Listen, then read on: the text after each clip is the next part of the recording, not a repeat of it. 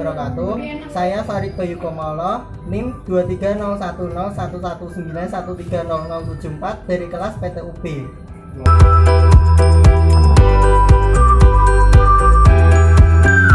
Organ eksterior pada unggas dibagi menjadi beberapa bagian. Yang pertama, pada bagian kepala terdapat pial, paruh, jengger, dan cuping. Kemudian pada bagian badan terdapat sayap yang berjumlah sepasang, ekor, punggung, leher, dan dada. Pada bagian kaki terdapat cakar atau kuku, kemudian sisik. Sedangkan pada unggas jantan terdapat taji di kaki.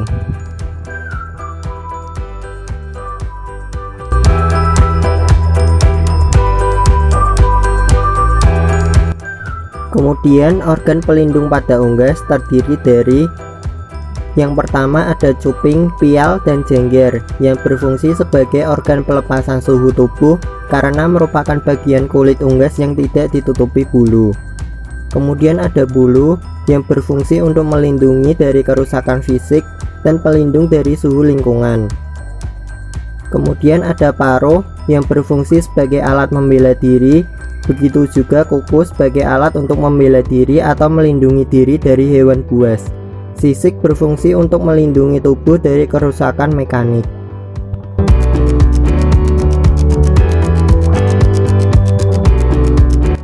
Organ respirasi pada unggas dimulai dari hidung, di mana udara atau oksigen akan masuk melalui hidung yang merupakan organ respirasi eksternal, tempat jalur keluar masuk oksigen dan karbon dioksida. Kemudian, udara akan masuk ke epiglotis atau laring, di mana terdapat katup yang dapat membuka dan menutup, yang berfungsi mencegah pakan masuk ke saluran pernapasan. Kemudian masuk ke trakea, yang merupakan jalur udara berbentuk pipa yang menghubungkan laring dengan paru-paru.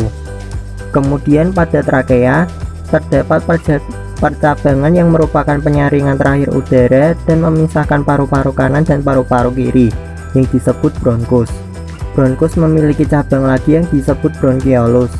Kemudian bronkiolus memiliki gelembung-gelembung kecil yang disebut alveolus sebagai tempat pertukaran oksigen dan karbon dioksida.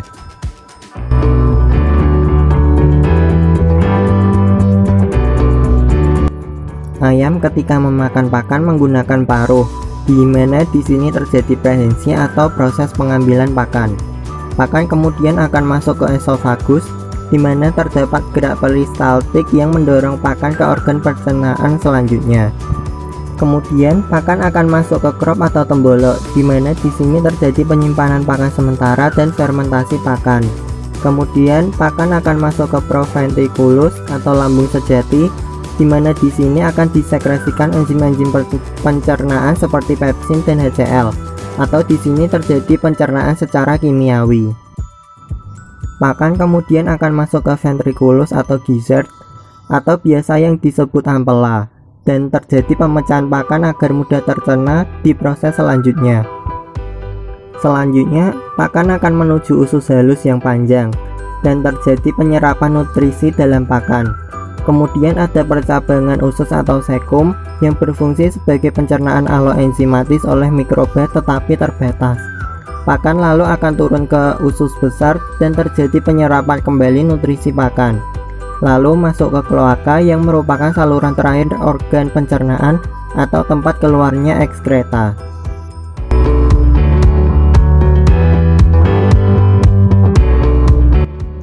Ini merupakan organ reproduksi pada unggas betina. Yang pertama ada ovarium yang merupakan tempat pembentukan sel telur dan hormon reproduksi pada betina. Kemudian ada oviduct yang terbagi menjadi 3 bagian, yaitu infundibulum, magnum, dan isthmus. Infundibulum berfungsi menangkap kuning telur dan merupakan tempat penampungan sperma. Kemudian magnum yang berfungsi memberi albumen. Kemudian isthmus yang berfungsi membentuk kerabang telur dalam dan luar. Kemudian ada uterus, di mana di sini terjadi pembentukan cangkang telur, dan yang terakhir adalah kloaka, yang merupakan tempat keluarnya telur dan merupakan organ kopulasi pada unggas betina. Kemudian ini adalah organ reproduksi pada unggas jantan. Di sini terdapat sepasang testis yang merupakan tempat pembentukan sperma. Kemudian terdapat epididymis, di mana di sini terjadi pematangan sperma. Kemudian ada vas deferens yang merupakan tempat penyimpanan sementara sperma sebelum diejakulasikan. Dan yang terakhir ada kloaka atau tempat kopulasi pada unggas jantan.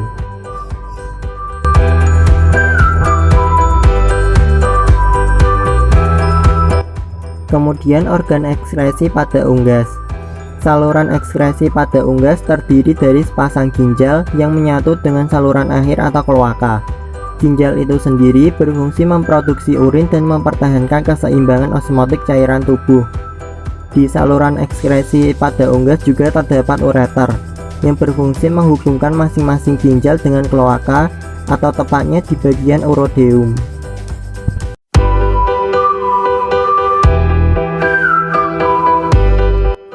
Selanjutnya saya akan menjelaskan penyakit yang sering menyerang pada ternak unggas. Penyakit yang sering menyerang pada ternak unggas dapat disebabkan oleh yang pertama virus, yang kedua bakteri, yang ketiga jamur, dan yang keempat parasit. Penyakit yang pertama adalah ND atau Newcastle disease atau biasa yang disebut tetelo. Penyakit ini disebabkan oleh virus yang tergolong paramisovirus, dan penyakit ini menyerang organ pencernaan, pernapasan, dan syaraf. Gejala yang ditimbulkan dari penyakit ini yaitu tortikolis, pembengkakan pada daerah mata, dan gangguan pada sistem pencernaan, pernafasan, dan syaraf. Penularan penyakit ini melalui kontak langsung dengan hewan yang sakit atau kontak langsung dengan bangkai yang menderita tetelo. Pengobatan yang dapat dilakukan diantaranya penambahan vitamin dan mineral dalam pakan dan pemberian antibiotik. Penyakit yang kedua adalah CRD atau Chronic Respiratory Disease. Penyakit ini sering juga disebut penyakit ngorok. Penyakit ini disebabkan oleh bakteri Mycoplasma gallisepticum dan Mycoplasma synoviae. Penyakit ini dapat menular melalui udara. Kadar amoniak yang tinggi di dalam kandang juga dapat menyebabkan timbulnya penyakit ini. Gejala pada ayam yang terkena penyakit ini yaitu batuk, muka bengkak, dan bersuara saat bernafas. Pengobatan penyakit ini dapat dilakukan dengan memberi obat-obatan streptomycin atau lincomycin serta diberi vitamin untuk mempercepat proses penyembuhan. Penyakit yang ketiga adalah ringworm. Ringworm merupakan penyakit mikal yang disebabkan oleh cendawan. Cendawan ini tergolong dermatophyta. Penyakit ini bersifat menular. Penularan penyakit ini melalui kontak langsung dengan hewan yang menderita ringworm. Gejala dari penyakit ini adalah adanya bercak putih pada jengger yang kemudian akan meluas ke bagian kepala yang tidak ditutupi bulu. Penyakit ini dapat sembuh sendirinya atau dengan pengobatan menggunakan salep. Yang keempat adalah penyakit Ascariasis. Ascariasis merupakan penyakit parasit pada unggas yang disebabkan oleh cacing Ascaridia galli. Penyakit ini berada di dalam usus dan duodenum ternak unggas. Penyakit ini terjadi apabila unggas menelan makanan atau minuman yang di dalamnya terdapat telur dari cacing Ascaridia galli ini. Gejala yang ditimbulkan dari penyakit ini diantaranya diare, mencret berlendir, pertumbuhan terhambat, dan penurunan produksi telur. Pengobatan yang sering dilakukan yaitu dengan pemberian piperazine melalui makanan dan minuman pada ternak unggas.